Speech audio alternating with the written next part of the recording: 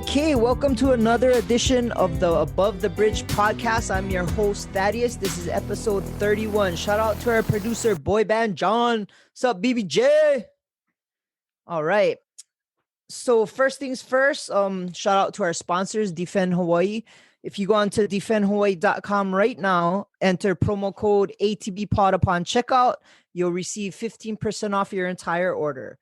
Also, Detail Garage Hawaii. If you want to detail your car, if you go on their website, detailgaragehawaii.com, same thing, ATBpod upon checkout, you'll receive 15% off your whole entire order. So go check both of those companies out. They're our sponsors. So they mess with us, so you got to mess with them. Okay, so today, my guest is Hawaii DJ royalty, and I'm super blessed to have this guy on. I've seen him in the clubs since I started even going out, and I'm very honored to have you. It's the one and only Jimmy Taco. What's up, brother? What's good, Dad?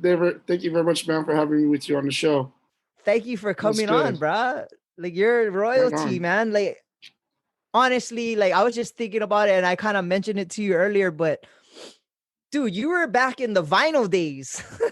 yeah, I started with vinyl, carrying crates out and all that craziness, you know? Bruh, isn't it a trip? The DJs now, how blessed they are to just carry a portfolio with their laptop and they're good to go. Oh, yeah. So, it's so much more convenient to bring a backpack and a controller that you can, like, even have in the same backpack, you know, to rock at a party. Before, we used to have to bring, like, at least six or seven crates of records, and then the turntables and mixer and everything else, you know?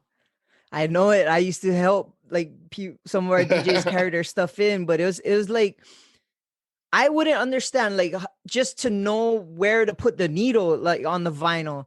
It's like, you guys got to know that you got to, while the song is playing, you got to grab another record and try and mix that in. It's like, DJs nowadays, they really don't even need a headset. They're just matching lines on the screen. Yeah, you just look. Well, it's, back then it was kind of almost in the same thing. Like, I would know exactly where every record was in each different record crate. You know what I mean? And how far in it was. Because that's what you play with. Now, to be honest with Serato, I don't even know what I have, like, at times. Because I have so much damn music in my laptop and hard drive. I know pretty much what I have, but I have to look at times. I'm like, oh, where the hell is this at? Let me go check. Let me go find it. How often do you update your library? Weekly. Back pre-pandemic, sometimes daily. I would be, on a few different sites downloading music. I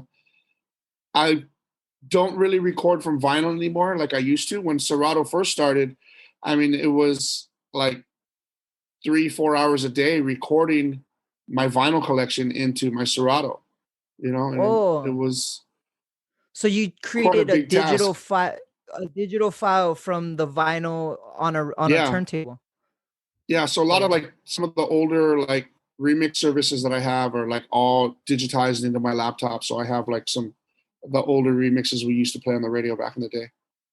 So where did you start DJing? I started, like, where I learned, or I guess. Where did you learn?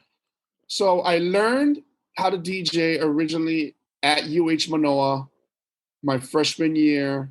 My really, really good friend Ryan Kalahiki had turntables in his room, and we just would fool around and play in there. And he was just learning too, and we went on, and he stopped, and I continued, and kind of just basically started from there.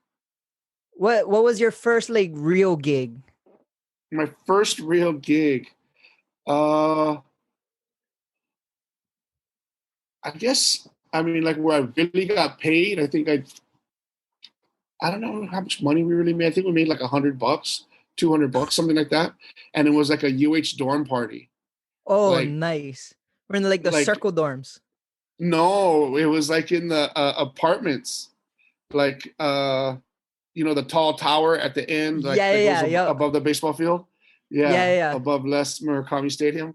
So, and we didn't have no hand truck. Like my friend carried his big coffin, and I had my 2 speakers and the amp, and that was on the ground. And my friend DJ'd majority of the party. And at that time, I was like DJing with this guy named J Love. And J Okay. Love used to be the swap meet dude that had all the mixtapes at the swap meet.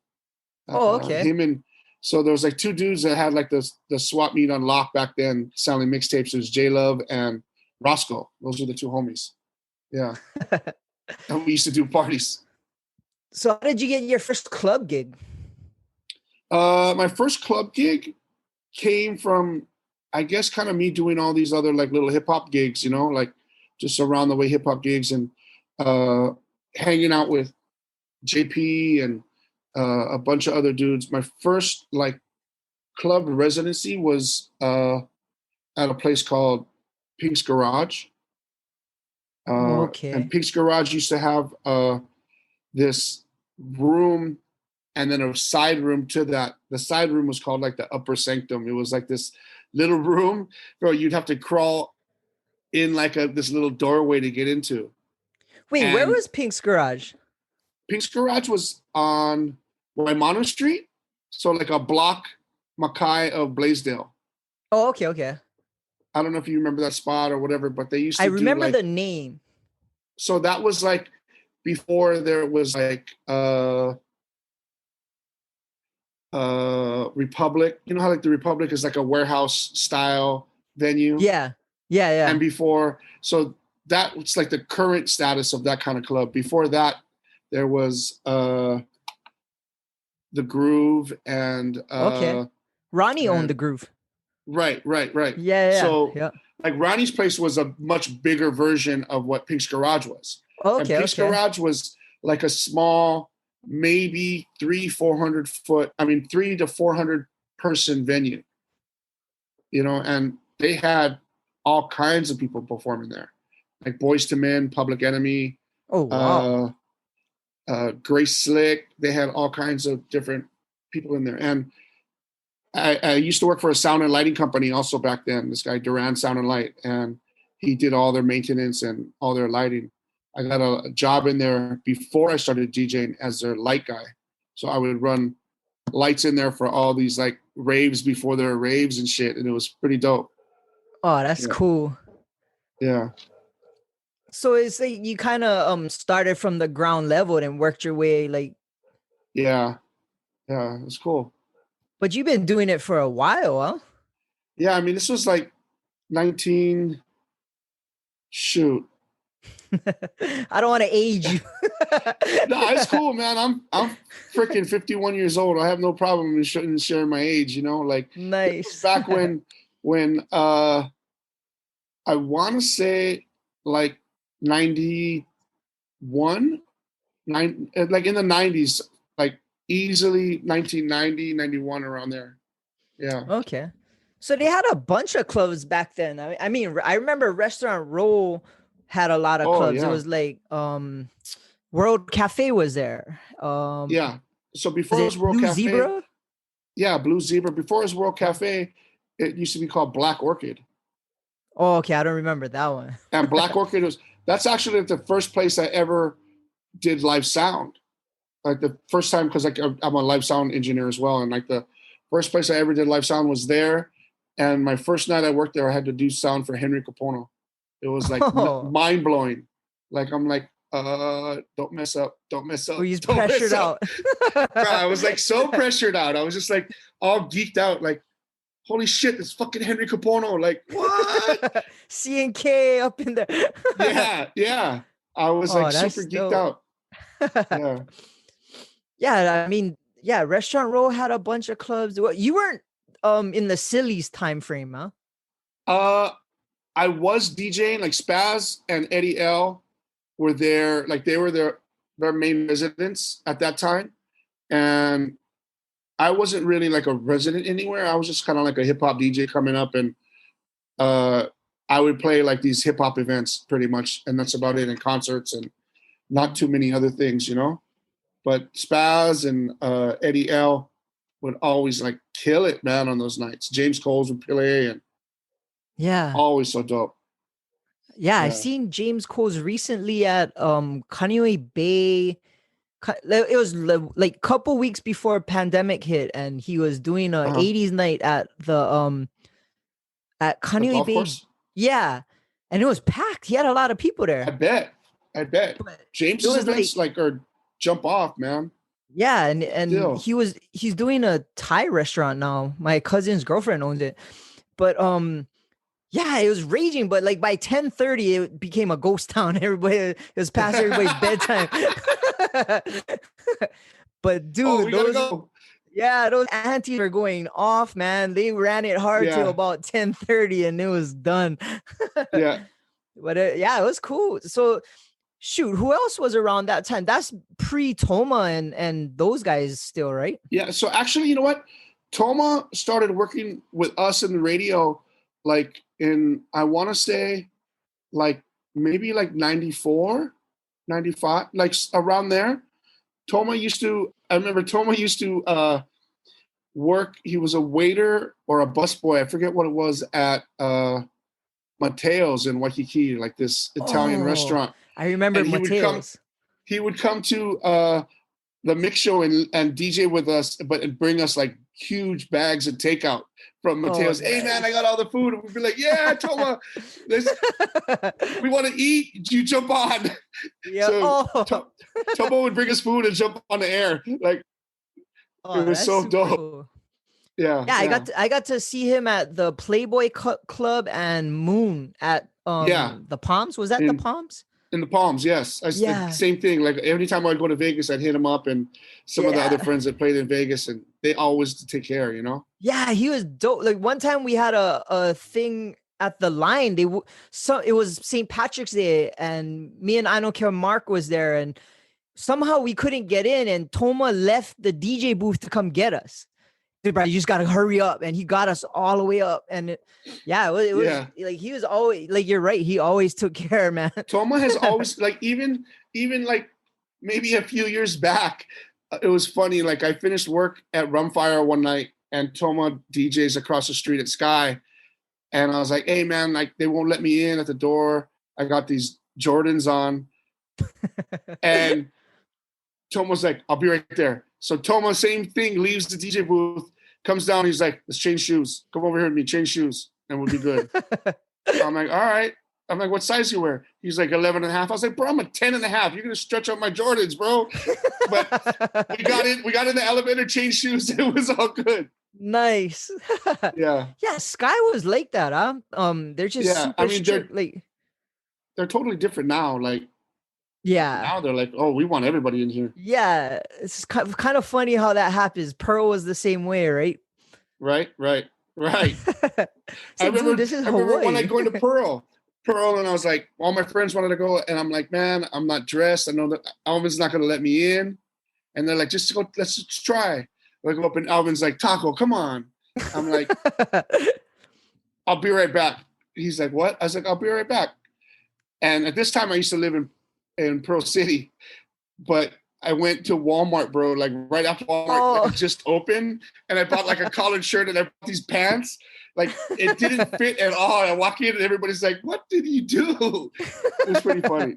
Yeah. I've seen guys put on girls' pants and like just to get in. I'm like, bro, it's really not that important. Yeah. Some places are like that, you know, they just, you know, a little over the top. Bro, I didn't let in we were doing at the W the launch party for Tokyo Drift, and what is that group, that Asian group that was kind of popular at the time? They have a song on there. They did a song with Bruno Mars too. Shit. Far East Movement. Yes. And they weren't in dress code, and OC them wasn't gonna let them in. So I came down there and they're like, bruh, Far East Movement is here. And of course, like for me, I like rock. So I wasn't familiar with who they were. And I'm like, I'm not gonna. Who the hell's these fools? Yeah, I was like, I'm not gonna tell OC to let them in. Like if he says they can't come in, they ain't coming in. And Right. and then like right after that, like a year later, the G6 song came out, and Right. then Little Ryan was like, "That's the guys you didn't let in." I was like, "All right." Yeah, that Bruno Mars is like a part of that entire they were like all like a writing team, I think, together or something like that, and that's kind of how like they did production work all together. Shit, So we didn't let in Rampage one time to Oceans because he's wearing a t-shirt. I was like, bro, yeah, I'm not telling him he can't come in. The security can do that. you guys deal with it. I'm going inside. Yeah, he's gonna rampage the door. Right, right, right. So what? Back in the day, like, what was like the funnest clubs? Like, like that was even prior to Pipeline, huh? Or around that time. Around that time, I mean, Pipeline was Pipeline open? I think Pipeline was. I mean, well, not like in the early '90s, but I mean, Pipeline's been around for a while. Yeah. Um, some fun spots back in the day. I mean, Point After was always fun. What the hell did I just do? There we go. Point After was really cool. Silly's was dope. I mean, the W was always fun, man. Like, What no was it matter before? It was Spats or something, huh? before the W, it was Spats was actually in like more Waikiki. Oh, okay. The W was I forget what it was called. It was a restaurant and that turned into a nightclub after, but it was like the nightclub was a little situated differently than the restaurant portion. You know what I Was mean? it Bobby McGee's? Bobby McGee's is what it Bobby was. McGee's? That's what it Yes. was. And Bobby McGee's like kind of closed when I like really first started going out. Like when I first started turning 21, I was like 19, 20. I remember going there Oh, and we would go there as a bunch of friends in college at like 18, 19 and go there and eat dinner. And oh, then, all right, stay. it's 10 o'clock, 11 o'clock, you can stay. Nice. That was fun. That was when it turned to the like so okay, back then there was a place called Oasis also, right? Yeah, Oasis uh wasn't Oasis was like almost in like Wailea, I believe, Yeah, yeah, where yeah, yeah. at the bottom of Wailea where right now Hawaii Self Storage is across the street, there's that other storage place. Oh, It okay. was right there, like on that little corner area. Bro, the Yeah. first time I went to any club, because when I was 21, I looked like I was like 12. So I could never get into a club until I like even when I was 21, they really didn't believe. But the first place I've ever went to was Liquid Surf. Do you remember that spot? Yeah, that's like right down from where I live right now in Pucks Alley. Like right now I live Oh, like right by nice. UH. So yeah. Okay. Yeah, so I went there and I seen Fiji for the first time. That was like, yeah. I think I said it before, but he had a Heineken in between each finger. And he was It just was singing holding them. and drinking his Heinekens. I was like, oh, this Fees is is what dope going like out that, is. man. Yeah. Yeah. Sitting in this chair, rocking it. Yeah. Yeah. So what were you hired by promoters? Like were you in like a promotion team or you guys were just kind of hired There by were the certain venues back then? there were certain promoters that I worked with. Like, I mean, uh, I worked with Spaz and his homie Mort, and I worked with them for a while. I worked with Richie Aki for a while, Oh, that's and right. all of the He was Playhouse at parties I Venus, used huh? to DJ. Huh? Richie At was at Venus? Venus, right?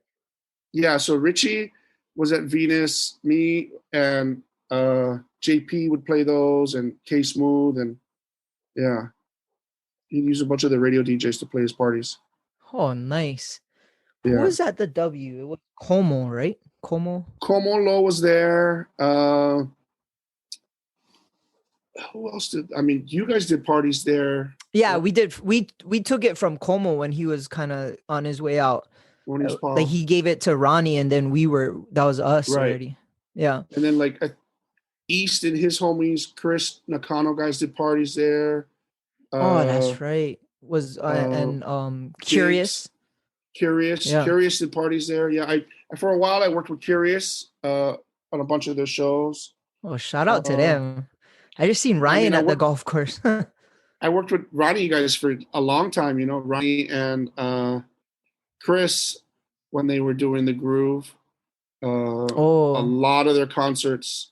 I did a lot of their concerts there. at the Man, Groove? yeah, yeah. Even Oh, at wow.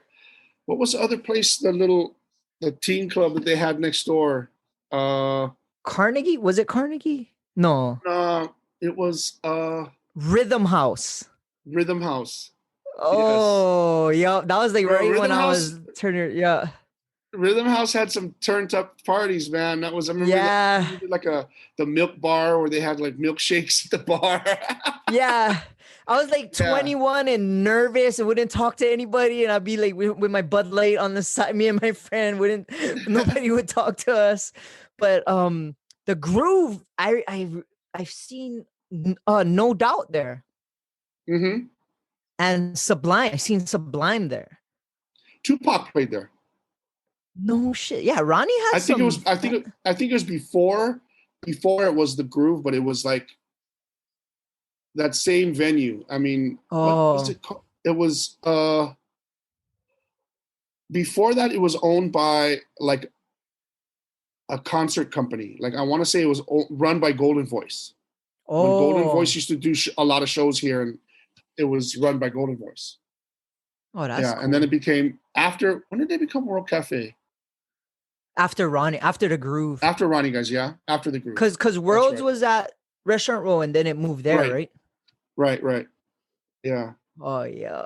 But I like talking about old school clubs, man. It's not like that anymore. It's kind of Yeah, man. disappointing.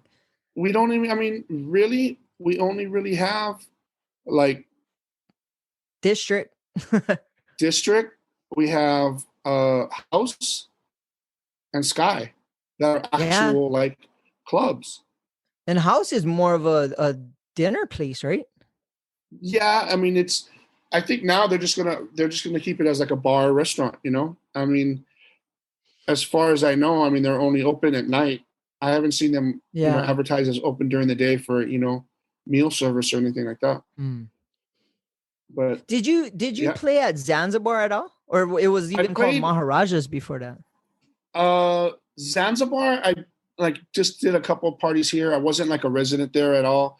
Uh, Mm. just one night here, one night there. If somebody's doing a party or filled in for somebody, kind of thing. And then our radio station did like uh, a night there with Rick Rock, and Rick Oh had yeah, like me and, Thirsty and Technique. Thursdays. Yeah, yeah. He had us Yeah. playing there. Yeah, Oh, that was that's fun cool. for a little bit. I always liked Zanzibar. It was an elegant club. They had a legit VIP area Right, and it right, was right, nice. And it had the back bar. Like right. honestly, like the nicest clubs was probably Zanzibar. And to be honest, I used to like Rumors. Rumors was a Yeah. nice club. Rumors was dope, man. Rumors was super fun. That's another fun spot. Like we used to Yeah. go there. Sundays was like the legit turn up at it was like a back then, like Sundays, everybody used to cruise at Ala Moana Beach Park. And then you could promote like your party at, you know, Yeah. Yes. or meet somebody at the park. Hey, what are you doing tonight? Oh, let's go meet at Rumors, you know what I mean? And meet some Yeah. girls at the beach and hang out at the party. That was always cool. Did you DJ it over there too? I did like once in a while. DJ Dream, Kevin Nakasone was always like the main dude there. Uh, Yes. Yep. yeah, He Kevin was always had. managing it for a bit too, huh? Yeah, he kind of stepped back from DJing and would just have everybody else play that he had under his wing. Yeah, I remember rumor. I remember those days at Alamon. It was Waikiki at night on like Friday, Saturdays when it was like a block party. You Right. was either trying to meet chicks or get into a fight. And then Ala yeah, Ala on Sundays was On a turn Sundays. up. Yeah. That was like everybody had like mini trucks. I had a mini truck, and it was like, Right. oh, Right. it was like people just drove. It took forever to drive through, but it was so much fun. Yeah, Yeah. it's not like it's never gonna be like that anymore. No, like it's Waikiki is totally different, man. Like you couldn't like Yeah. start cruising in Waikiki now. I mean, Oh yeah. it'd be kind of crazy if you did. I mean, I don't know how that would really turn out though.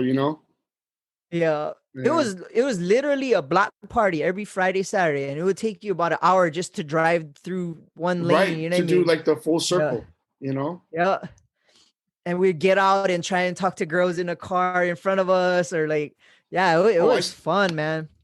I seen like crazy fights at stoplights, Yeah, like a truck full of like the homies, like just pulling people out of their other cars and like just whooping that ass. I remember yeah. like this one time I'm like, we're like going home late and like on Kapahulu right by the zoo, and then like this thing jump off and we're like, oh man, these dudes are getting their ass whooped. We're like, Stop. let's roll up the window. Oh Yeah. yeah, Wakes was wild back then. It was like the time when all the Snoop Dogg and gangster raps came out, and then all the gangs started coming out there, and that's when it's kind of started to die down. Yeah. Yeah, but back then it was fun. Like, you know what was fun on Sunday nights too? Was Brew Moon. We used to go there a lot. Yes, yeah. Stone Groove guys used to like throw down, man. Yeah, Always. and it was like all Yeah. industry would be there because everybody's off on a Sunday. Right. The Yeah. only thing, like, always wanted to go, but I was working because I worked Sunday with Playhouse guys, and we were always Oh, at Venus with oh, that's Richie, and right. yeah, we did Sundays and Wednesdays at Venus. Venus was always fun. We did a Wednesday party there called Recess, and that thing just went bananas. It Yeah. got too crazy. We got in trouble. All of those But- parties at Venus used to always be really fun, man. Yeah, Yeah. that's what I don't get right now. Like, and I know it's because a lot with social media that a lot of people don't need to go out to meet people. Like, I can do that taking a shit right now. You know what I mean? Oh, On my yeah. phone. Yeah. I mean, there were no dating apps back then, you know, there was no, Yeah. you know, I mean, there were like maybe the start of chat rooms or something like that, but nothing like, Aim. yeah, AOL Yeah. chat rooms. There was no like, you know, Match or Tinder or none of this stuff, you know, so Yeah. you had to go out to meet people. Yeah, and you had to get some balls and actually go talk to them face to face, right? Right. Yeah. Hell yeah, you had to step it up. You know what? I don't know if you went to it, but back in the day when Pipeline was like one of the more popular places, they did a Maxim party. And the magazine Maxim came down and took the whole thing over, and you had to sign a waiver just to go in it. And they transformed that club into like this amazing, like, it looked like Vegas. It was Wow. it was that one, and they had a MySpace party one time that was kind of similar. So the was- MySpace, I DJ'd all 3 of the MySpace parties. Oh, really? That was Yeah. crazy. Because we I- hosted one night there. Yep. One of the Yeah. MySpace ones. I have a picture with Tom. I just seen it recently. Yeah, always amazing times, man, at those parties. Those were nuts. Yeah. So back then, what was like your favorite club to be at? I liked going. I just like going out, man. Like, you know, I did like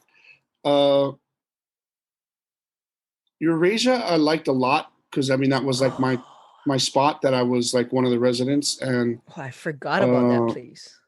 Eurasia's. I liked playing there because we're open till 4, Mm. and me and Big T's would just get like trashed in there. We'd have such a good time. Yeah. Man, there's been so many places that I've been thankful to play at, and you know, I've had a great time, man. Everywhere I played. I mean, what else can you really say other than, you know, been thankful for being able to rock for this long, you know? For real. So what, like, okay, so it's like all the clubs in Hawaii back then, there were multiple venues that were popping. So you could jump around. Like, you could go to 6 clubs in one night, and Yeah. it was like so different than what it is today. And it, like, for me, it's kind of disappointing. And it's like now I start to feel old. It's like, oh, back in the day, but it's true. These freaking kids have no idea what fun is. And granted, they're having their own kind of fun, but it's not in the moment kind of fun. And it's kind of sad. Yeah. I mean, sometimes we'd start off at a place at like 10, you stay there till 12. And then you go to another place till 2. Yeah. And then you go to another spot that's open till 4. So you just go all around and check out all your friends that are promoting and doing events if you're off, especially, you know what I mean? Yeah. And it was cool because, like, granted, like, as a promoter, we're in competition with everybody, but we're still friends, and we'd visit them. They would visit us. It was always a good vibe. It was never animosity.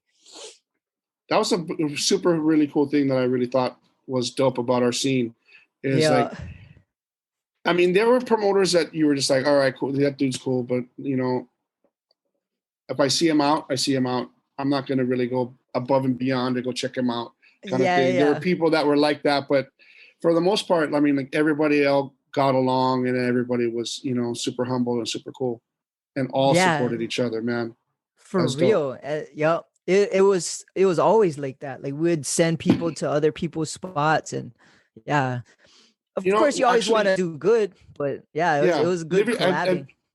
Probably a place we haven't talked about, but Living Room, man. Living Room was like home, man. Like, I love playing there. Like, me, Jammy, and Sub-Zero, like, all Sub-Zero, worked like I forgot about on a night, and like Brian, Fury Styles held us down and had us rocking with him, and man, those nights were so dope. Oh man, Living Room, and that was the best because we would be at W at that time, and they closed at 2.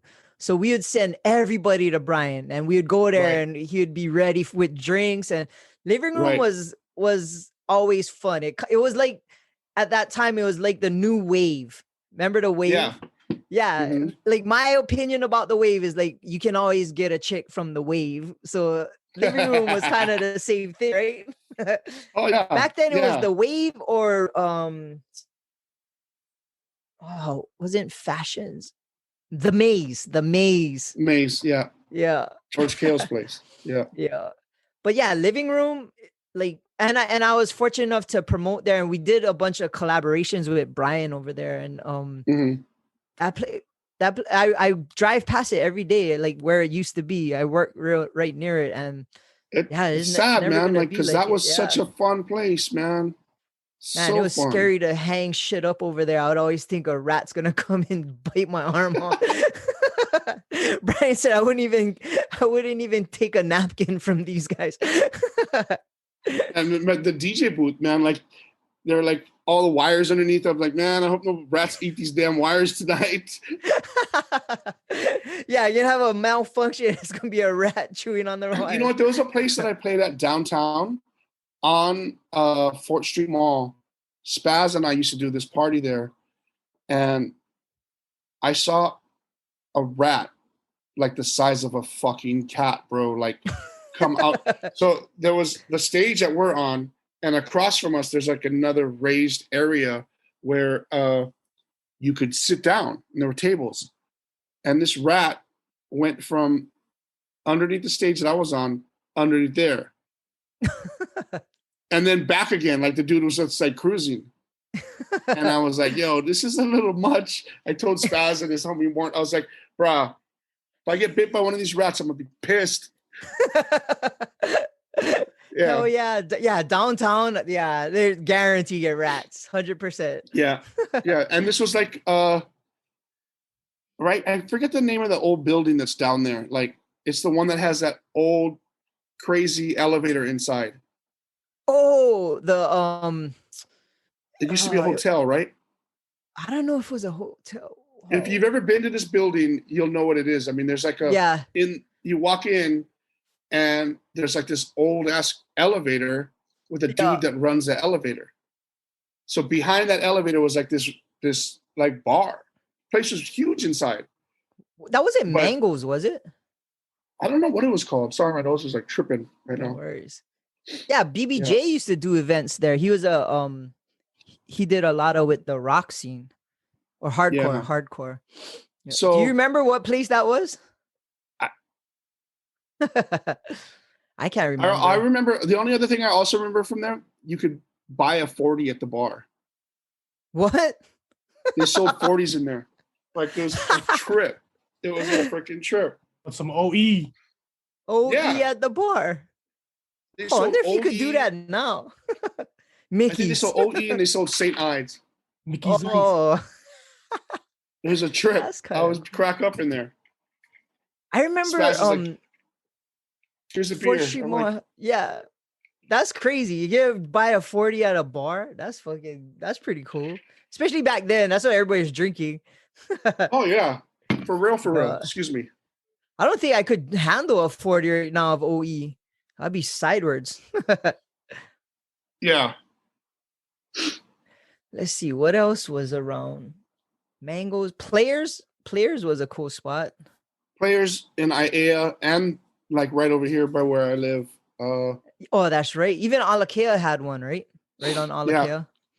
Yeah, The that one was dope. playerettes. Yep. Yeah. That was like my introduction to like bar food and going out to bars.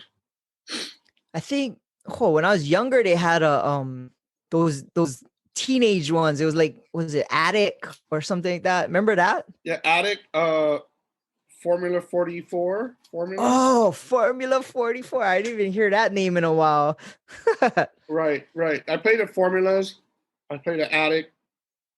Those were always like crazy like parties too, because like kids wouldn't, they just wild the fuck out. Like they're like, oh, we're here. Yes.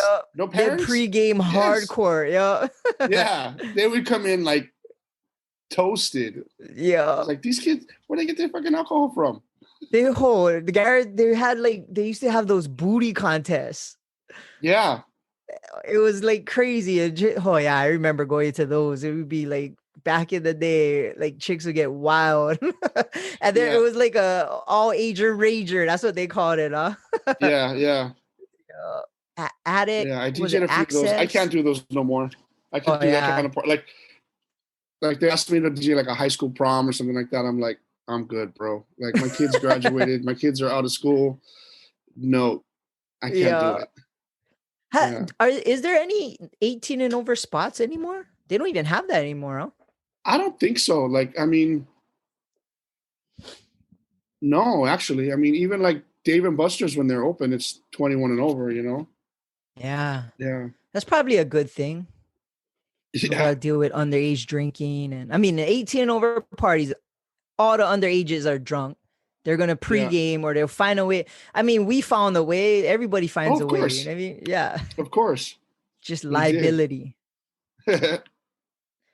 So progressing through the years, DJing wise, started with the vinyl and then CDJs. Did you get into that? Yeah, CDJs, controllers. Like I have a controller. At home, I still rock turntables and a mixer when I do my mixes for the station. When I go to gigs, it's predominantly like if I'm doing a wedding or anything, I'm taking a controller because number one, it's light, it's easy to set up, it's quick, and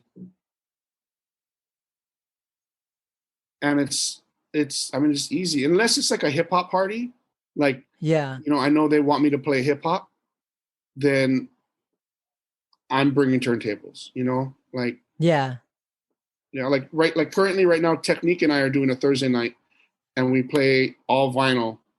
That's crazy. It's a weekly event and the only night we don't do all vinyl is like the first Thursday of the month where we do 4 turntables with laptops, but still all old school. Oh, nice. So you guys are at work play on Thursdays, right? Yeah. Oh, we gotta check that out. So so other than that one night, it's strictly vinyl. You gotta bring your crates in and stuff. So three nights out of the month we bring all vinyl. One night of the month we feature a local DJ to come and play vinyl. We just had James Coles. We've had Toma play. Our other homie E-Rock plays with us also. Eric. And Eric's the reason why we're even there, man. Like he reached out to us and said, hey, they're looking for like a all vinyl night. And that's such a cool concept. How many of these local DJs do you think could even do that? I mean, there's quite a few still. I mean, I know Sub and Drama still have records. I know Delve has records. Does Sub still play? I'm not sure. I mean, I know he's like in his studio like every day producing records and recording people. Oh, I haven't seen him in years. He used to be mean, one of our residents. He's come out and we've asked him to play, and he's like, yeah, just let me know when you're ready, and he's down. So we're gonna have Sub soon, Drama.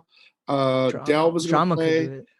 XL has records, but all his records are in my storage, and they're like behind a bunch of other crap. So we're gonna have XL do. I think this coming the first Thursday in July, we're gonna have XL play with us. Sick. Either that, I gotta or come check that out. Yeah, so XL's gonna do like all old school, but off the laptop and the 4 turntables with us. Oh, okay. So, yeah. So it'll be fun, man. Yeah, I gotta check that out. I don't even understand the concept of people using vinyl anymore. Like that's kind of cool. I wonder if Hoppa could do it. I know he has vinyl, but I don't think he has like a mass inventory. I asked him, and he can just bring whatever he wants to play, man. Like if he has 20 records or 30 records, whatever it is, I mean, we'd love to put him on, man. That's the homie, you know. I gave him a Linkin Park vinyl for his birthday, the Hybrid Theory one. Yeah, it's kind of cool. I found it. I have all these crazy Linkin Park remixes from like the first album, like the Hybrid Theory, the Cutmaster Kurt remixes. Oh yeah. Reanimation, huh? Yeah. Yes, yeah. I got that. The Reanimation album. Yeah. That's super dope.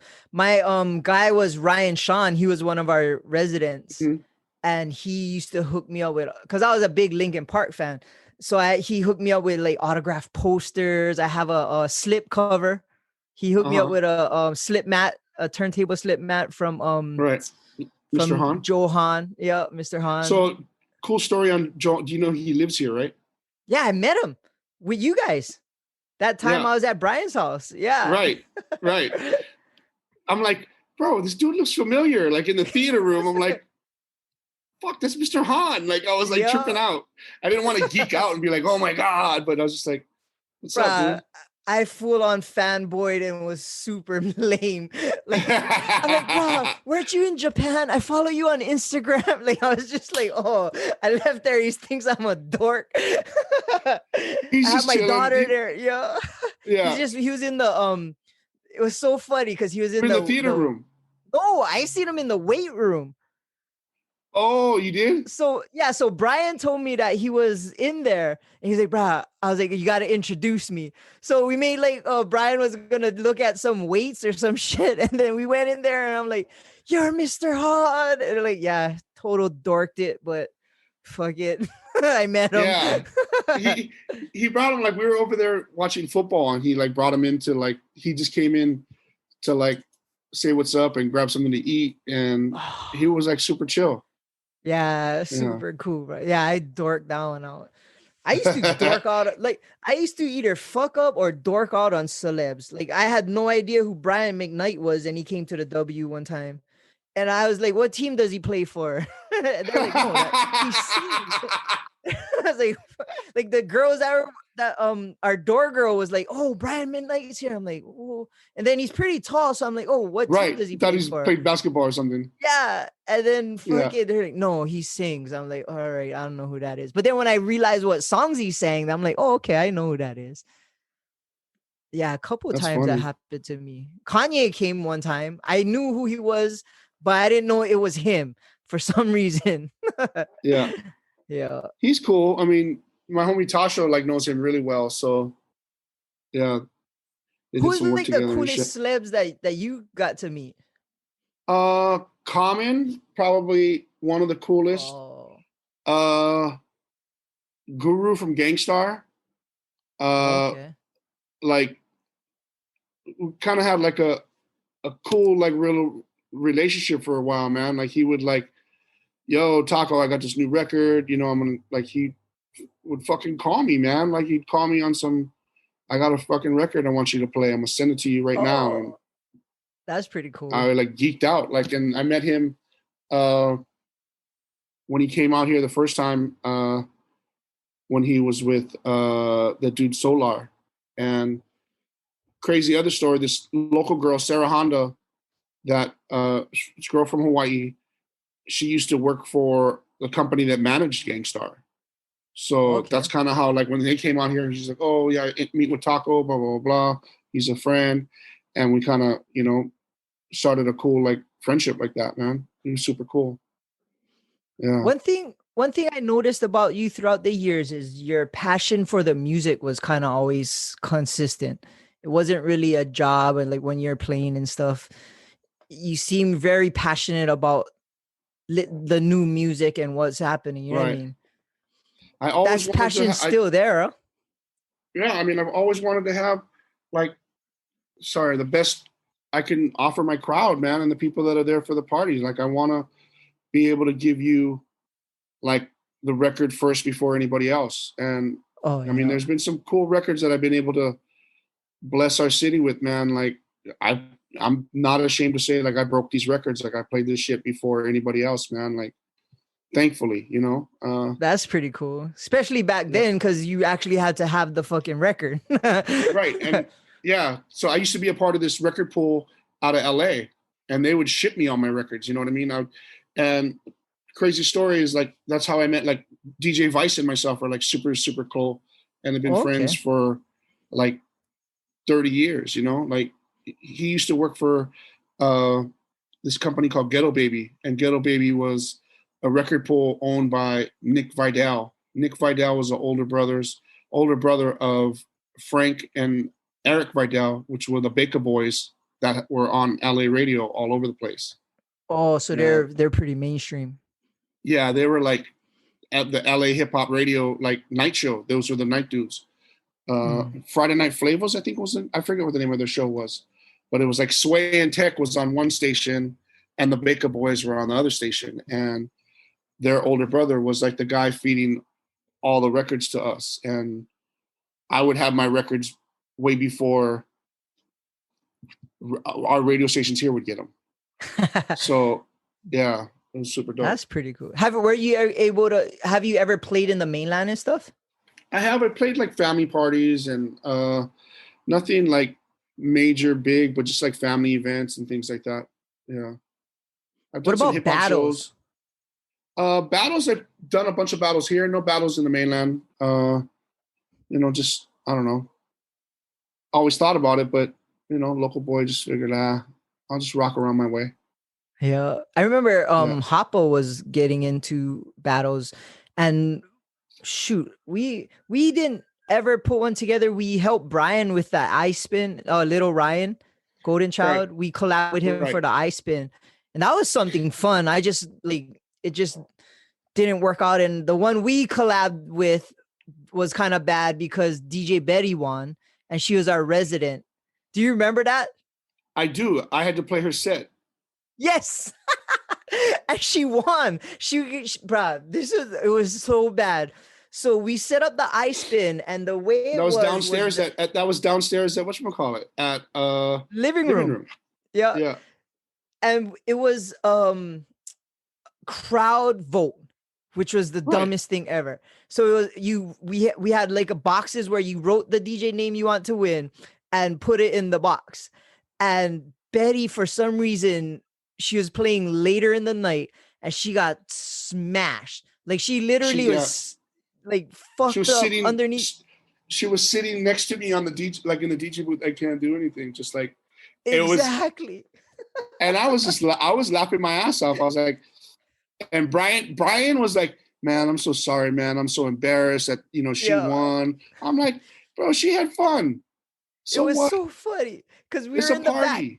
Yeah, it was raging, and we had like all the good DJs there. Yeah, so we were counting the votes, and DJ Betty was in the lead, and I was thinking to myself, this fucking chick better not win. She didn't play. She didn't play anything. She passed out. Like, how can she win a DJ contest without playing? And she won just because like a lot of her friends and supporters came and voted for her. Right.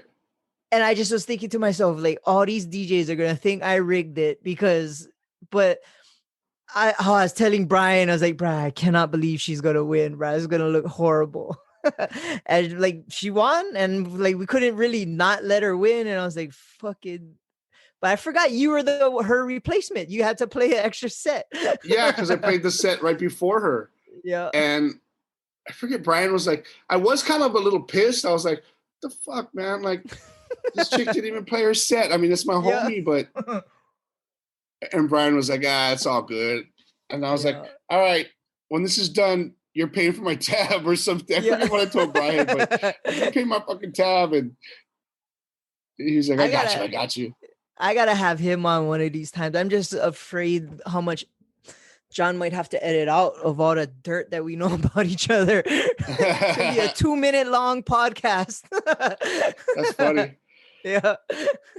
Collaborating with him like was amazing. Like Brian was one of the, in this industry you meet a lot of shitty people, but you meet a lot of good people, and Brian was like, he's one of the most solidest people I ever met. Like shout out to Fear Styles. Yeah. Hell yeah. I mean, still one of the favorite people in my life, man. Like one of my very, very good friends. Like I'm thankful I got to meet him, and we've been able to work together and hang out, and yeah, that's my dude. Yeah, we're just partying with him on Friday night. Oh, nice. Yeah, I seen him. Where was it? New Year's Eve. We were picking up some friends from Sky that were doing promo modeling, and he came down there all messed up, and like we just had a big like reunion right on the side of the road. Everybody's looking at us. But he came to, I work for cancer research, and during the pandemic, he was doing a lot to thank the first responders and on frontline workers and stuff. And he brought us food, and he got some Privé donuts, and it was like we took pictures and stuff, and it was just cool to see him and to know like he's still the same aloha, like right, just being himself. Like, yeah, I definitely got to get him on here. It's just gonna be a fun one. right. So pandemic is kind of ending. We got that little thing in the news that it's gonna be tier 4, which I still don't understand what the fuck that means. But what do you think's gonna happen when we open up? Like, are you like chomping at the bit to get back raging, or are you just kind of, you got a lot of time to be away from it? Like, how do you feel about trying to get back into it? I am definitely ready to start.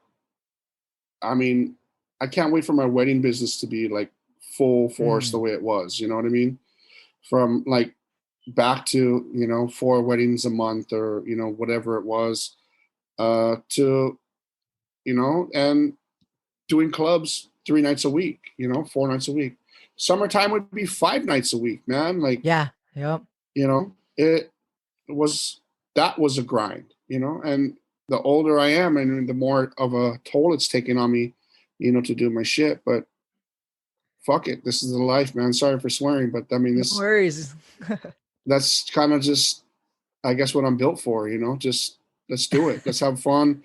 Let's make Honolulu rock, Bruh, we got to figure something out, because I mean, the way the industry is now is not the same. And it's like, maybe I'm just old or just reminiscent. And I just wish these younger people had the same kind of opportunities to have the fun that we had. You know what I mean?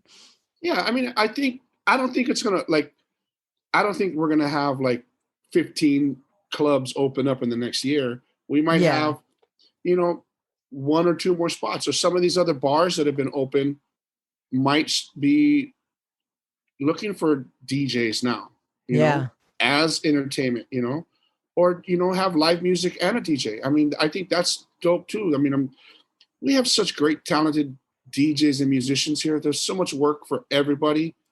I can't wait till we're all back working and providing for our families the way we were before, man. Like, soon. I definitely feel it too, man. Like I enjoyed the time off at the beginning, but now I'm just like, fuck, let's get this thing raging. Let's again. Go. Let's go. Yeah, exactly. Let's go. It's time. It's time.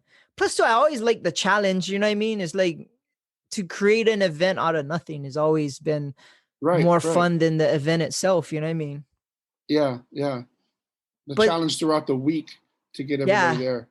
yeah, and that's what people don't see. That's the work. The event itself is the fun part. You get to drink and cruise it, people. You know what I mean? Like, but Right. Right. Right. yeah, it's like, where do you see Hawaii being like with that in this industry? Is like, you think it's gonna turn like towards like a lounge style, or we're gonna get more We're clubs? I have no idea what's gonna we're happen. already. I mean, Hawaii is kind of in that setting where we're getting a lot more of that loungy kind of vibe. Yeah. I mean, Addiction closed, and that was like another club. Even their study bar that closed. Oh, the The only thing that studies they, closed too. yeah, the only bar that they have there is the pool bar. Oh, I didn't know that. Yeah, that's the only bar that they have on site there at the Modern. Uh, it's either gonna stay like a loungy thing. I think. Like I don't think, we're gonna see too many more clubs. I mean, it's a lot of money that goes into sound and lighting and shit. You know what I mean? And if you could Yeah. just, keep it simple and chill, keep your budget low, because we don't ever know what's going to happen again, man. Like none of us could have ever planned for a pandemic or anything of Yeah. this magnitude, and then to Yep. start a business, and then to have it like flip on you the same way, like that's kind of crazy. Yeah. In how many years you've been DJing, this has never been an issue before where you Never. couldn't work. Right. Say, oh, I'm by like, the way, you're non-essential. Like, what the fuck? yeah. Okay. Oh, Yeah. how do I eat? Like What am I gonna promoters, do? like, we don't need you. You ain't shit. Like, Yeah. We're open. Come in. That's it. yeah. Yeah. Yeah. It's amazing how little my phone rings nowadays. Once we start opening up, I'm gonna get a whole bunch of new friends again. Can you get me in? Yeah, exactly. You didn't even Dad, I'm fucking- outside with 10 people. Yeah, can you What, get can me hook in? us Two up? of them got shorts. Fuck. Yeah. Come on, we go drink at the bar. Yeah, exactly. Yeah, but I make all my money off the door. Yeah. Oh well, that part I'm not not looking forward to, but just to be around I know. everybody and Believe me, I remember. Those are the worst calls you can get. Like in the middle yeah. of you, like even like DJing. Oh, Hey, bro. I know you told me to hit you up earlier, and I forgot. I fell asleep. Can you get me in? Yeah. I'm outside of Rumfire. Can you get me in? I'm like, You're like 2 songs deep in your first fucking set. You know what I mean? I'm like, yeah, you could have showed up with me. Help me bring all this crap here. Yeah. Oh, Rumfires, are they back open? They are, but they're not going to be open for a club for a little while. I think until all this mess is done and the hotel is like at pretty maximum occupancy. I think they close at like 10 or 12. I forget what time they close, but I know they're not open like the regular hours that they're open. I was wondering because I was reading the tier 4 thing. You can have a nightclub 50% capacity, which already isn't worth it. And you got to show proof of either vaccination or a negative COVID test. And I was like, well, how are you going to prove that? Like you have to carry around your card with you. And then, but have you seen those cards? Like, fuck, I can make everybody one on my computer if you want it right now. Of course. Yeah, but what you need is there's like stickers on them, right? You have to have those stickers from the vial to actually like prove it. That's what kind of, but that's the thing. Like, can you laminate this card? I mean, how do you keep it? Because like, you're just going to carry it on your wallet every day of the week. That shit's going to get all jacked up.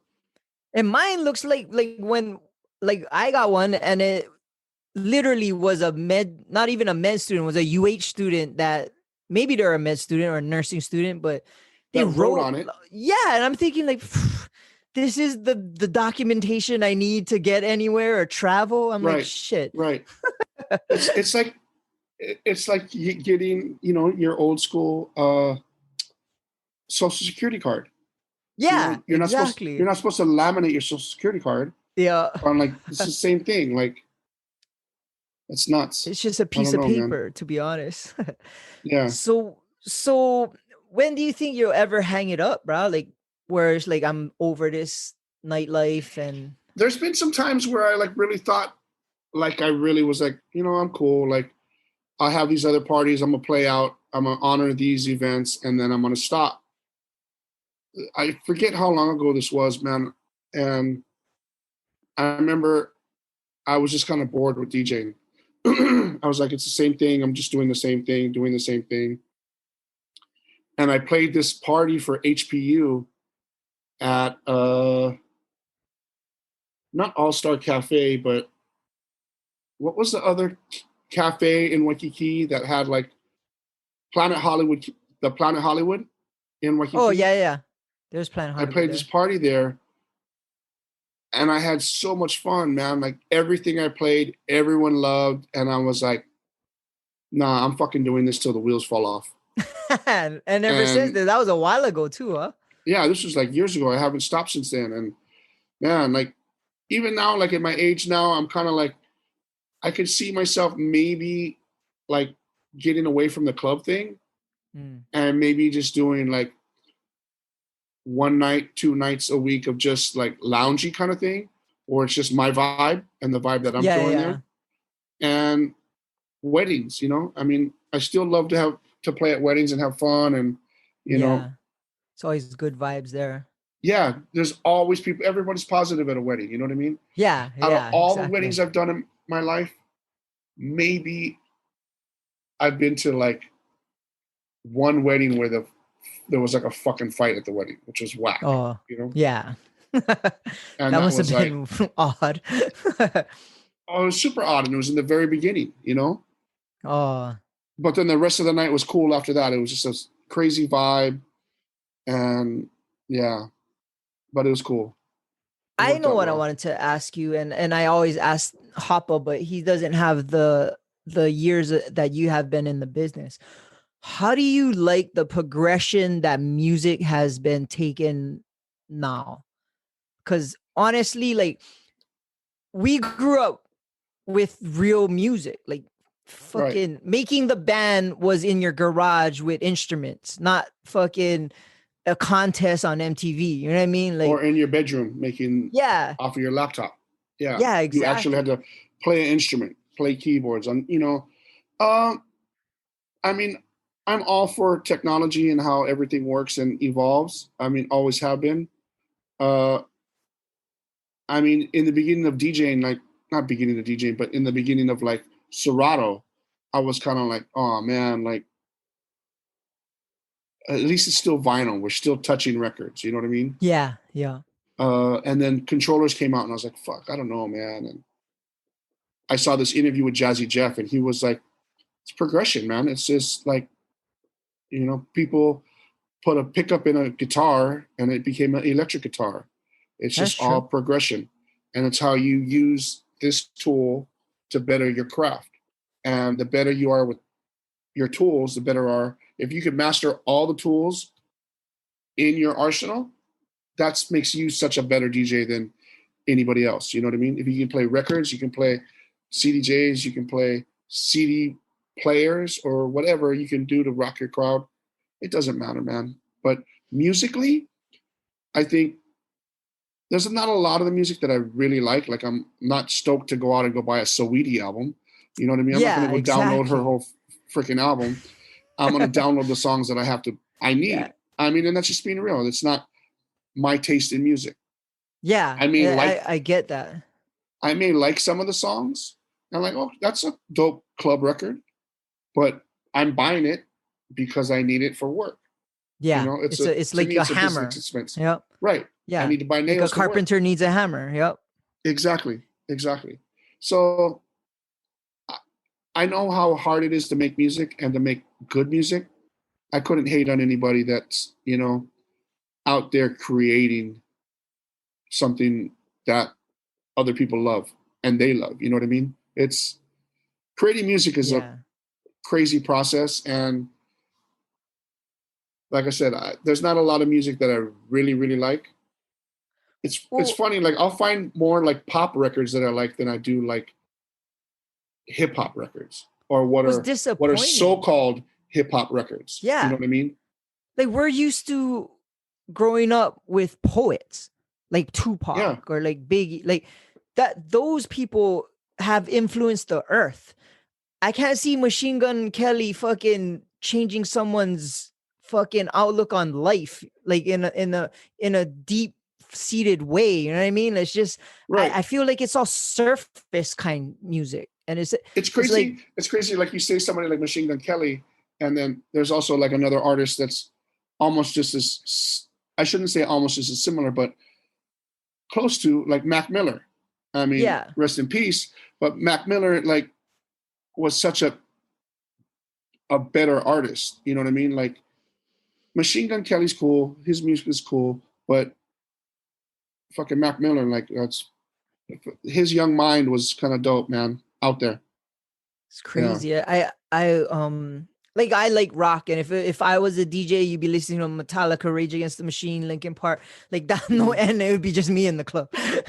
So I understand having to play shit that people want to hear. So it's like, if you don't like a lot of the music, how hard is it to be excited to play it for your crowd? But I guess seeing their reactions might get you pumped for that. Yeah. Yeah. I mean, that's another big thing too. It's like reaction, you know, seeing people's reaction and how they enjoy themselves. I've always liked to people watch. Sometimes it's, you know, you people watch like, oh shit, you know, fashion or whatever, styles. Some people watch for different reasons. And Yeah. I people watch when I play to see what works for me. You know what I mean? Like, wow, this song didn't have a good reaction, or this mix didn't have a good reaction. Let me try it a different way. Let me try to introduce this song a different way next time, or whatever. You know. Has any of your kids tried to pick it up? Yeah, my son knows how to DJ. My son actually makes music. He makes beats. Oh, that's cool. Actually, we have a thing I think we're doing tomorrow or Wednesday. Like we're supposed to work on a song together for Father's Day. Oh, that's pretty So sick. yeah, he doesn't know. I mean, it was his idea. He's like, you know, what are you doing this week? Are you going out with, you know, my homies or whatever? And I was like, I don't know. I'm probably just going to chill this week until this weekend and then go out. And he was like, let's work on a song together. And I got this idea already of like kind of what I want to do. Like there's this thing that I've been working on to honor my dad. Like my dad passed a few years back, and we've always, like, he was a big influence on music to me. Like, you know, he always played reggae, rock, and like old school rhythm and blues. And my father was a guitar player. Okay. And it's this thing that I've been working on called Pops Tape. And it's originally it wasn't to do it as a Twitch event. I was just going to put a bunch of music together and invite my family and friends to watch me play like music that my dad loved. And I think what I'm going to do is I'm going to play some songs for my son and find some samples from some of these songs that my dad loved and make them into a song, make them into a beat. Oh, that's gonna come out sick. And that's gonna be 3 generations right there in one song. Right. That's So like kind of music sick. from my dad, and yeah, my dad never recorded anything, but he, you know, he just always loved music and always loved to, that was his release, you know? Yeah. Yeah. And that's what put it in your bloodstream for sure. Yeah. Yeah. Yeah, for sure. That's super sick, dude. Shoot, we've been going on for over an hour, and I probably could talk to you for another 4 more hours. Like I love talking about old school clubs and shit. That's my thing. But yeah, I think John can give us the question of the week, man. All right. Question of the week is, what is the craziest thing you've seen while being in the DJ booth? I mean, While I was in the DJ booth? yeah, I mean, you talked about the rats, but I mean, anything else more nuts than that was pretty crazy. Maybe like when nuts fight, or anything funny, or so Eurasia, I always had like these crazy freaking incidents at Eurasia. I had somebody spit on my turntables while I was DJing. What? And I lost my mind. Like I would have too. That I was ran your out. personal shit. I was DJing, and we Oh, had just finished the live broadcast, and I started playing some hip hop, and this dude spit on the turntables, and I stopped the music. I said, "You do?" And I called him out. I said, "You actually really just spit on my fucking turntables on my record?" And he was like, "Yeah." I threw off my headphones, and Eurasia's DJ booth was super tight, so I like ran out the side door. And as I'm doing that, security had already heard me when I said, and they were like running to the dance floor, like, and they all got him before I got there. Big T's was like, what? T's was like ready to like whoop somebody's ass. Oh, T's a big dude too, man. Yeah, we're like all charged up. I was all Heinekened up, and I was like, oh yeah, I'm gonna fuck this fool up. And I mean, security like handled dude, like they handled him like how major. they're supposed to. Yeah. Yeah, like You can't do that now. Like, allegedly, they could not do that now at all. No, they yeah. were like, yeah, they were lumping dude on the dance floor, and I was like, I've "All right, definitely cool." seen that shit go down. Yeah, they took care of my light job. Yeah, I probably would have got my ass whooped, but I mean, I'm not a fighter, so I mean, you I would was have just got pissed. him at least once. I probably would have got like one crack, and that probably would have been it. But yeah, Eurasia has always had like some crazy events. Like me and T's used to do some funny. I shouldn't say funny, but we would give away CDs. We did like CDs for Chi-Chis. Like you should flash the DJs would give you CDs. Nice. we gotta bring that back. Yeah. I guess would it be CDs? Shots for shots? It'd be like flash drives, huh? You could not do that now. Like you'd say that on the microphone and you would be shut down. Like shit, Rick Rock used to say some crazy shit on the mic. I would be in the back of the club like, did he just say that? That was crazy. Yeah. I mean, there's been some fun times. Eurasia was always fun. Yeah, I remember Eurasia. Yeah, let's just keep it at that. That's like the most craziest thing that's gone down. I used to always DJ. Not always, but I used to DJ at this place called Reenies in Pearl City. Okay. And Reenies used to be owned by some pimps. And I mean, just to, put it out there and put it blunt. And I used to do like their private parties. So. Oh, shit. So you seen them working. I seen everybody working.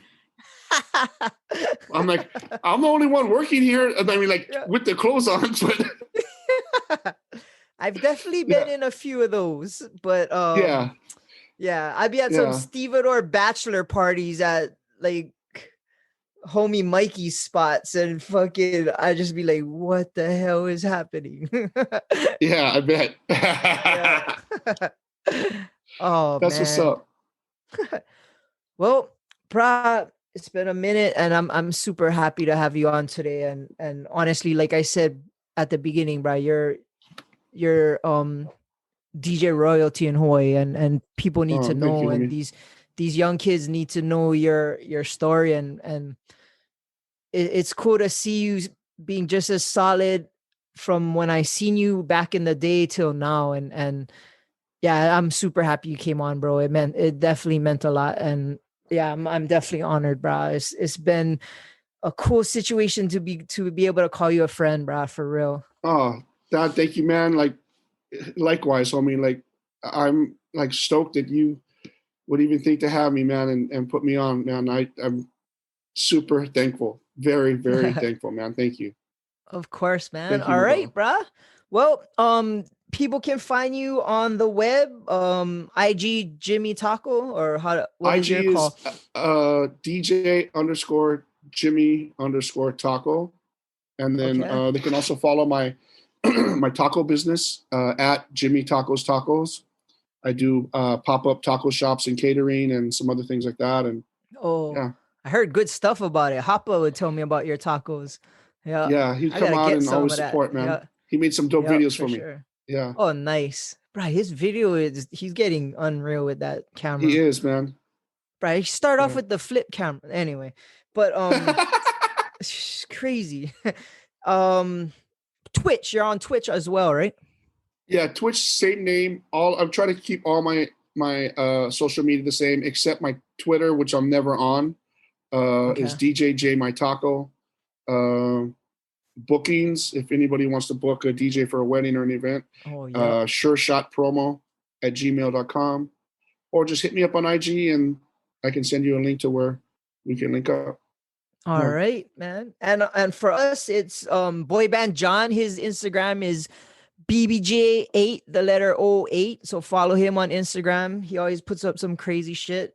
He's on this championship belt kick, and he has about 1 million of them. So you might want to see that. He's probably got one for you right now. What is that? Oh, that's the UH one. That was legit. I can't see that. Where's there it is. It says University of Hawaii. That's pretty sick. That was dope. Yeah, follow him on Instagram. BBJ8, the letter 08. Oh, bro, that thing is sick. That's pretty dope. That's a dope belt. There we go. That's probably other than volleyball, that's probably the only championship. Anyway, and you can follow us, ATBpod.com on Instagram, Above the Bridge Podcast, YouTube. All our videos from these podcasters on YouTube, Above the Bridge Podcast. My IG is Thaddy Daddy High. And again, man, thank you so much for coming on. I can't wait for this to drop, bro. I can't wait till all the old school homies can listen to this. It is super cool, bro. I appreciate it. Thad, thank you once again, man. For real, for real. Right on, Shaka for the camera. Right on, brother. Shaka face. As always, shout out to the Artist Groove Network. We're out. Thank you. Peace.